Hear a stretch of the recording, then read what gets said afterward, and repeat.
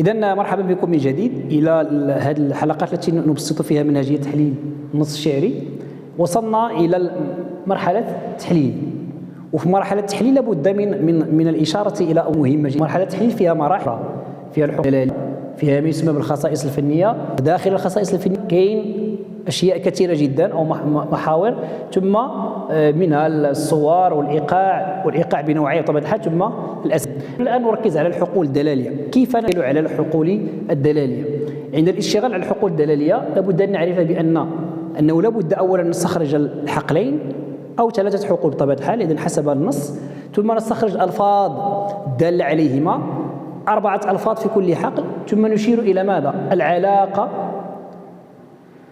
العلاقة الجامعة بكل حقل على حدة، تكامل، انسجام، ترابط، هيمنة، سببية وغيرها. ثم نعلل العلاقة، لماذا تجمع بين الحقل، ثم نضع تعليقا واستنتاجا حول الحقول وعلاقتها دائما بماذا؟ قلنا العلاقة من خلال الحقول الدلالية. لا الشاعر أخذ معجم قوي ذو طبيعة قوية، ذو طبيعة رصين، مما يدل على أن الشاعر يسلم من القدرة على مستوى اللغة.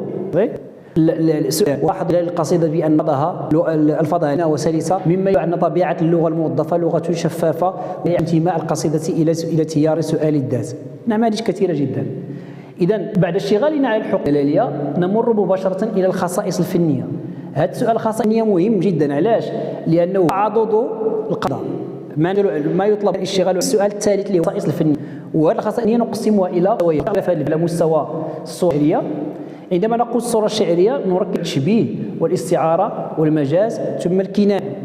أولا باستخراجها، ثم نحللها، ثم بدلالاتها.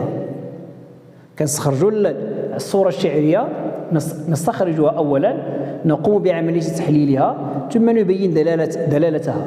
عندما الصور الشعرية نضع وظيفة الصور الشعرية. لابد من الانتباه إلى أمر مهم في البعث والإحياء والسداد. نشتغل على تشبيه، الاستعارة، المجاز والكناية، وفي اختيار تكسير البنية وتجديد الرؤية نشتغل على والاستعارة، المجاز والكناية. زاد صور هي ماذا؟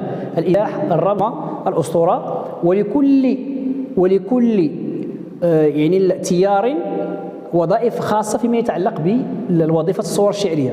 فالصور الشعرية في تيار البعث والإحياء تؤدي وظيفة زينية بيانية. الصور الشعرية في تيار سؤال الذات تؤدي وظيفة تعبيرية انفعالية. في تيار تكسير البنية وتجديد الرؤية تؤدي وظيفة إيحائية، تكشف انفعالات الشاعر وغربة الشاعر ورؤية الشاعر بطبيعة الحال. إذن هذا ما يتعلق بمستوى التحليل في المحور المرتبط بالحقول الدلالية والمحور المرتبط بالصور الشعرية. إن شاء الله تعالى في الفيديو المقبل سنركز على الإيقاع بنوعي، الإيقاع الخارجي ثم الإيقاع الداخلي، سواء في القصيدة الخاصة، القصيدة القديمة التقليدية، وفي القصيدة الحديثة. إلى ذلك الحين استودعكم الله الذي لا تضيع ودائعه، وإلى حلقة مقبلة إن شاء الله تعالى.